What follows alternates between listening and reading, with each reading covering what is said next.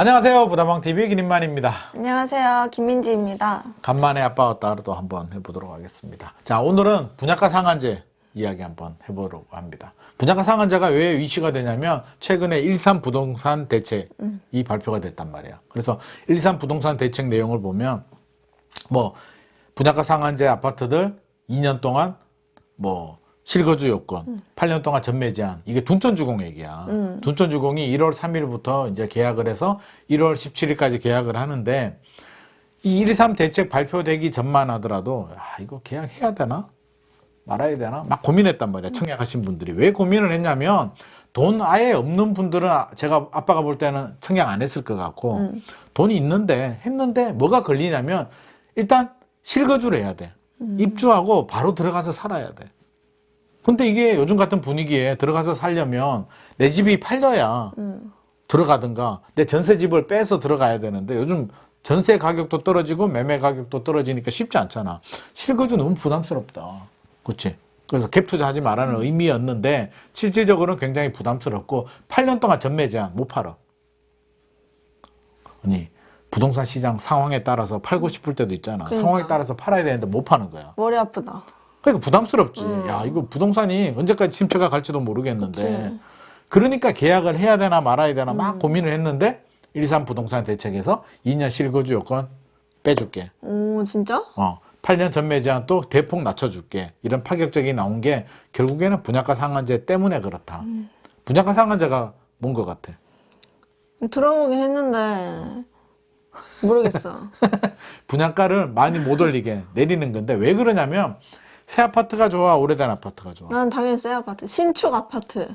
대한민국 모든 사람들이 신축 아파트 좋아합니다. 자, 그러면 주변 아파트 시세가 10억이면 신축 아파트는 더 높아야 되는 게 정상이겠지. 근데 이게 인기가 있으니까 그럼 분양가를 올려 15억으로.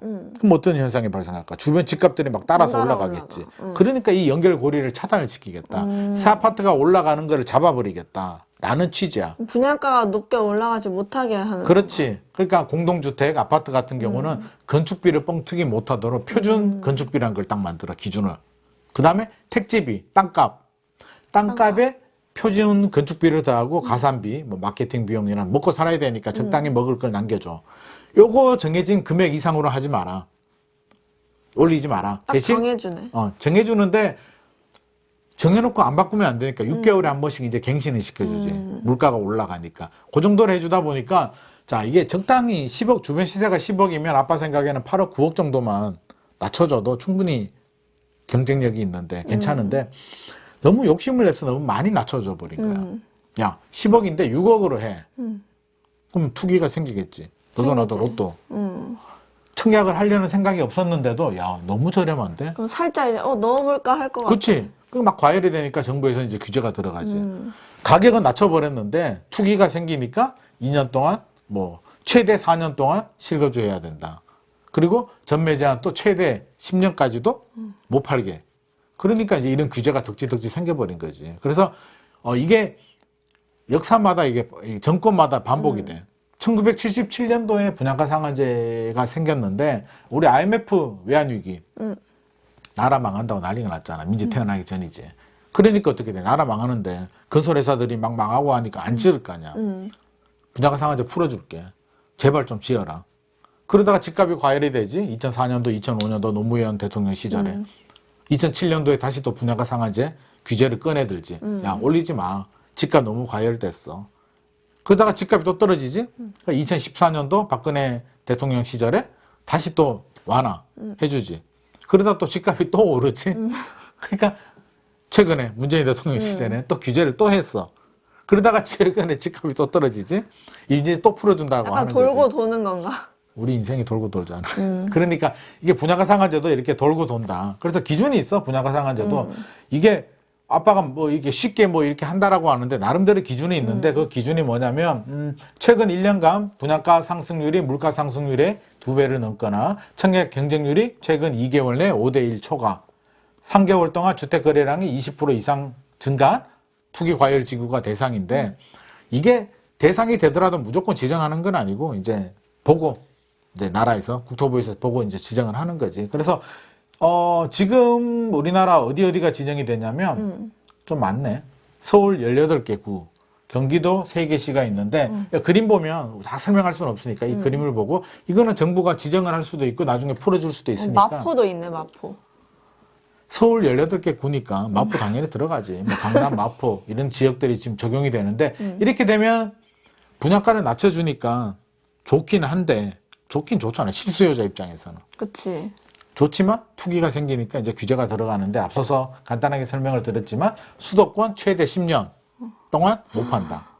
최대 10년이니까 8년이 돼. 둔촌주공은 이제 8년이 적용이 됐고 비수도권은 최대 4년 동안 전매 제한. 그리고 실거주 요건은 최대 뭐 4년, 2년에서 5년까지도 적용이 되는데 둔촌주공은 2년.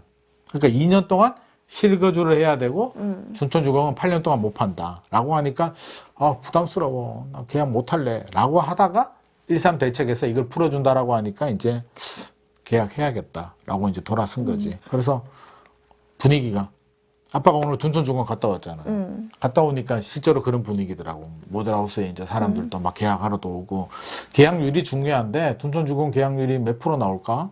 시장에서는 77% 정도 이상 나오면 PF 대출도 상환하고 뭐 성공이라고 하는데 아빠 생각에는 70% 이상은 나올 것 같고 80% 정도. 만약에 분양가 상한제 이거 규제 안 풀어줬다면 계약률이 한 50% 될까 말까 정도였는데 이거 덕분에 계약률이 올라가게 되고 왜 정부가 이렇게 또 풀어줬냐면 둔촌주공을 막 잘 봐주려고 한 게 아니고 둔촌주공이 안 투자 심리가 더 얼어붙잖아. 큰형이 박살 나버리는데 둘째, 셋째가 되겠냐고. 둘째, 셋째가 뭐냐면 둔촌주공보다 경쟁력이 약한 단지들. 그러니까 주택시장에 안 좋은 영향을 주니까 나라에서 분양가 상한제 규제를 풀어줬다. 그래서 아마 집값이 또 오르면 또 규제하겠지. 그치. 그러니까 이렇게 왔다 갔다 한다. 분양가 상한제가 이런 규제다 정도 우리가 알고 있으면 될 것 같습니다. 자, 오늘의 내용이 도움이 되셨다면 좋아요와 구독. 구독 부탁드립니다.